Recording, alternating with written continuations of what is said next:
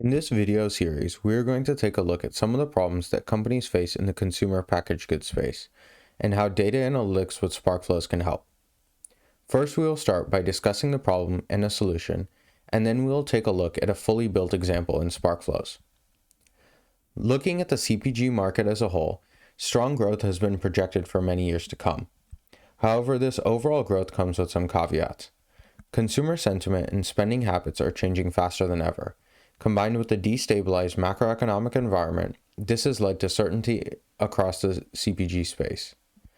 Diving deeper into some of the specific challenges companies are facing, we can identify areas that can be improved using new data analytics solutions, such as Sparkflows. Most importantly, we will be focusing on defining buyer behavior patterns, cutting the cost of putting models into production, and improving visibility into evolving demand. Now that we have identified the issues that we want to solve using data analytics, we need tools and a platform to build and execute. This is where Sparkflows enters the picture. Sparkflows gives users of all capabilities, from data engineers to business users, the ability to build what they need. For this case study, we'll be focusing on store segmentation.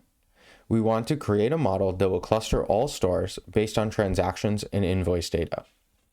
This solution can help identify how we can improve underperforming stores and improve invoice efficiency. The goal is to use this model to bring underperforming stores more in line with stores with strong performance by identifying the traits that make stores successful. Our case study will be split into 3 parts.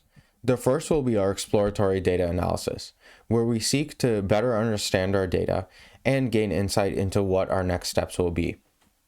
Next, we will have our data preparation and engineering. This is where we will prepare or clean our data, and then we will enrich our data by creating new features and custom metrics.